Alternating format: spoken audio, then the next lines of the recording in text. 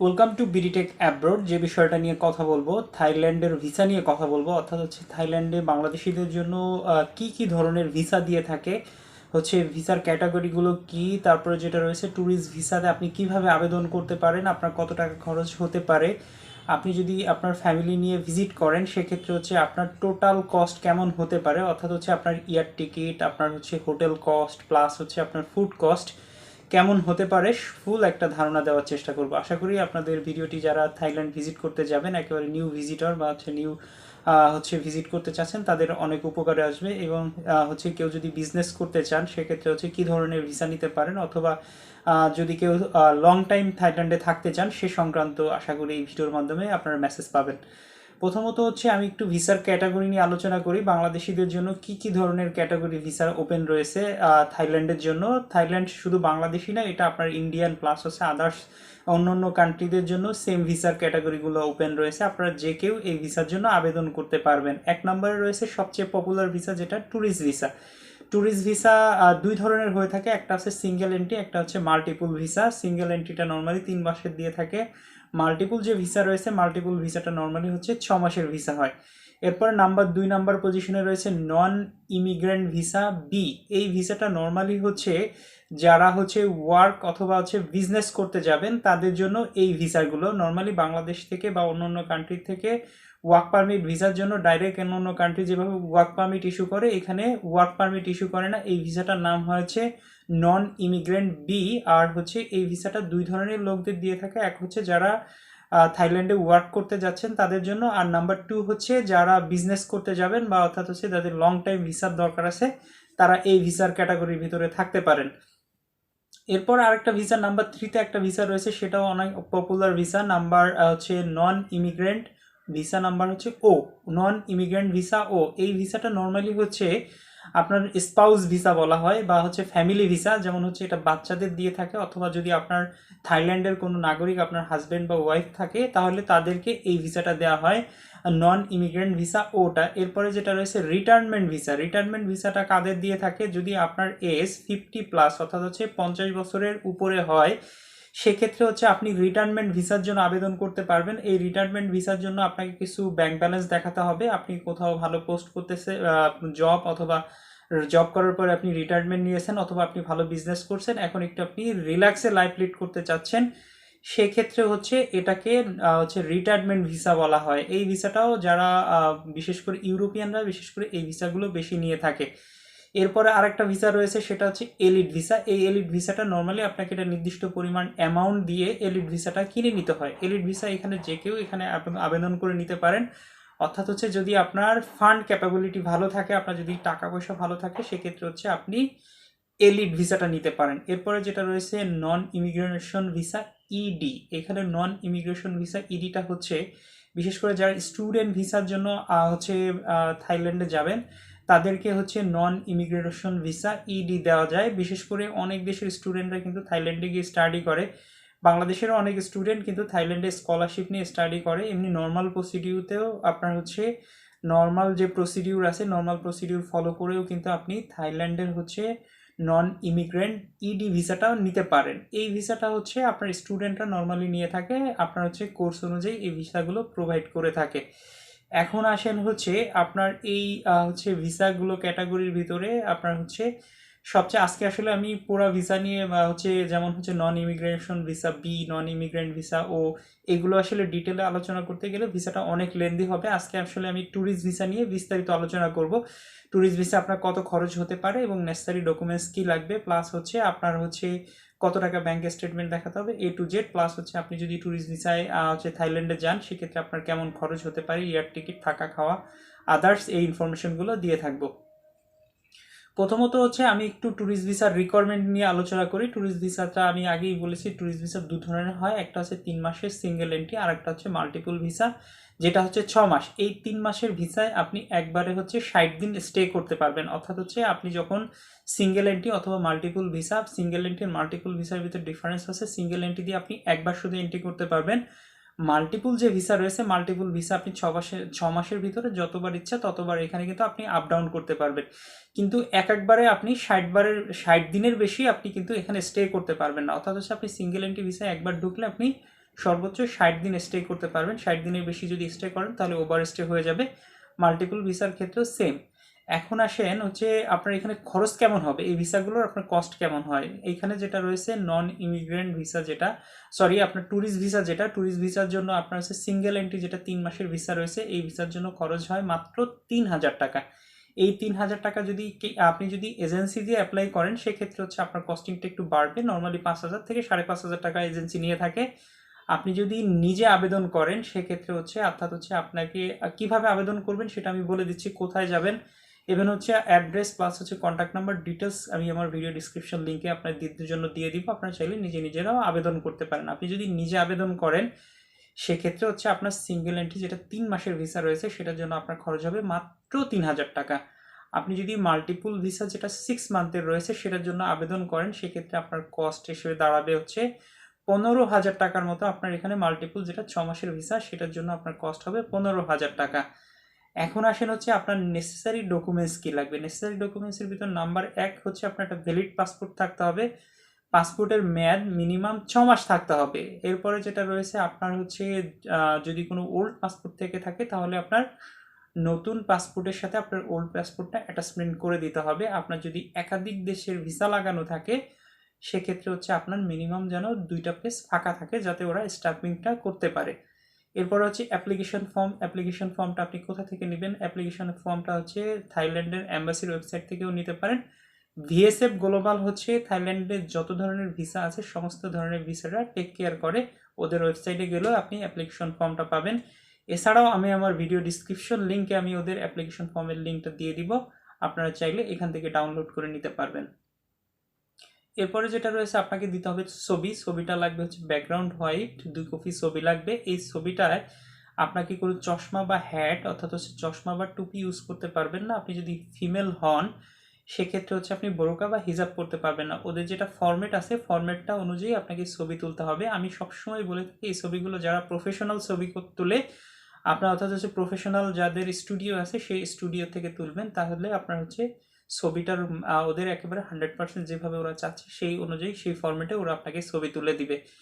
এই ছবিটা যেটা রয়েছে আপনি কিভাবে দিবেন, অ্যাপ্লিকেশন ফর্মের সাথে আপনি এখানে কোনো স্টাপলার বা হচ্ছে কোনোভাবে এটাকে অ্যাটাচমেন্ট করতে পারবেন না, এটা আপনাকে আঠা দিয়ে লাগিয়ে দিতে হবে। অর্থাৎ হচ্ছে ব্যাক পার্টে আপনি আঠা দিয়ে অ্যাপ্লিকেশন ফর্মের একটা নির্দিষ্ট ছবি লাগানোর খোপ থাকে, অর্থাৎ 4 কোণা স্কোয়ার একটা ঘর থাকে, এই ঘরের ভিতরে আপনি আপনার ছবিটা লাগিয়ে দিবেন। এটা হচ্ছে ছবি। এরপরে যেটা আপনার ব্যাংক স্টেটমেন্ট, আপনার ব্যাংক স্টেটমেন্টে হচ্ছে লাস্ট 6 মাসের স্টেটমেন্ট দিবেন। আপনার কত টাকা দেখাতে হবে, আপনি যদি সিঙ্গেল হন সেক্ষেত্রে আপনাকে 60,000 টাকা দেখাতে হবে। আপনার যদি ফ্যামিলি নিয়ে ভিজিট করেন 4 ফ্যামিলির সদস্য হয় তাহলে আপনাকে 1,20,000 টাকা দেখাতে হবে। এখন আসেন হচ্ছে বাস্তবতা কি বলে। 60,000 টাকা যেটা আছে আপনার এটা ওদের অ্যাম্বাসির হচ্ছে নির্দিষ্ট রুলস, আপনি চাইলে একটু বেশি দেখাবেন। অর্থাৎ যদি আপনি সিঙ্গেল অ্যাপ্লাই করেন তাহলে আপনি 1,00,000 টাকা দেখাবেন। আপনি যদি ফ্যামিলি নিয়ে অ্যাপ্লাই করেন 1,50,000 বা 2,00,000 টাকা আপনার হচ্ছে ব্যাংক স্টেটমেন্ট দেখাবেন। এরপরে যেটা রয়েছে আপনি ব্যাংক সলভেন্সি সার্টিফিকেট দিবেন। ব্যাংক সলভেন্সি সার্টিফিকেটটা হচ্ছে আপনার যে ব্যাংকে অ্যাকাউন্ট রয়েছে সেই ব্যাংকে গেলে আপনাকে সলভেন্সি সার্টিফিকেট দিয়ে দিবে। আপনাকে প্রুফ অফ ফান্ড দেখাতে হবে, অর্থাৎ হচ্ছে আপনি যে বাংলাদেশে সলভেন্ট সেই সংক্রান্ত আপনাকে কিছু ইনফরমেশন প্রোভাইড করতে হবে।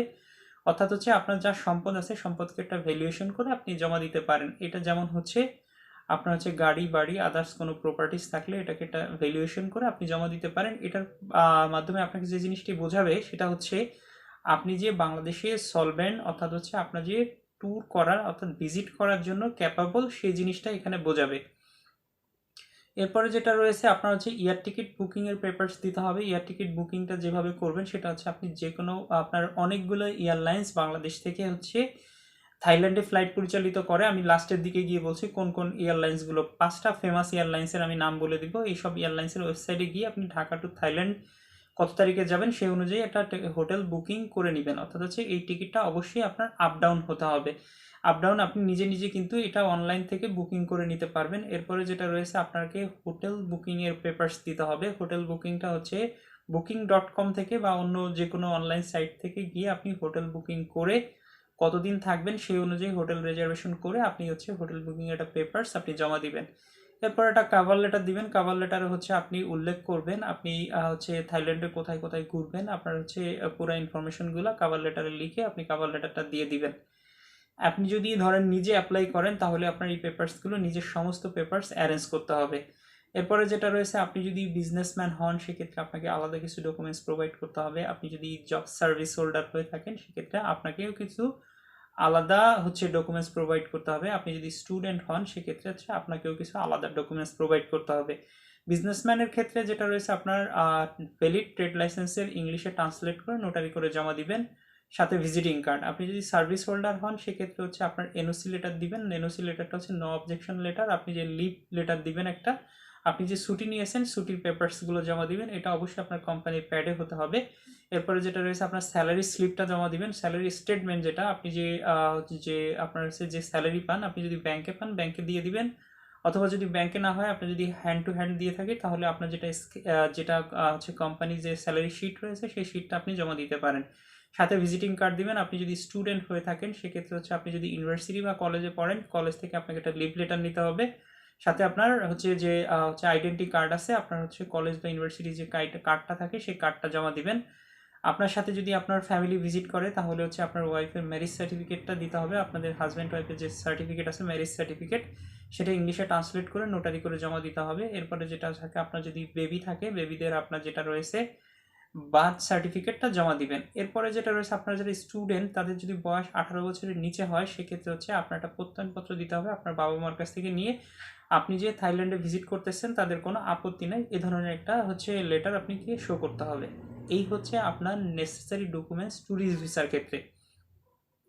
এখন আসেন আপনি ট্যুরিস্ট ভিসা কোথায় অ্যাপ্লাই করবেন। এখন এখানে অ্যাপ্লাই করার জন্য দুইটা মাধ্যম রয়েছে। আপনি চাইলে নিজে ফিজিক্যালি অ্যাপ্লাই করতে পারেন, সেটা ভিএসএফ গ্লোবালের মাধ্যমে অ্যাপ্লাই করতে পারেন। যারা এখানে 3 জায়গায় অ্যাপ্লাই করা যায়, সেটা আপনার ঢাকাতে ওদের অফিস আছে, চিটাগংয়ে আছে, সিলেটে আছে। আপনি যদি ঢাকায় থাকেন ঢাকায় আপনি অফিসে জমা দিতে পারেন, সিলেটে থাকলে সিলেটে অফিস আছে।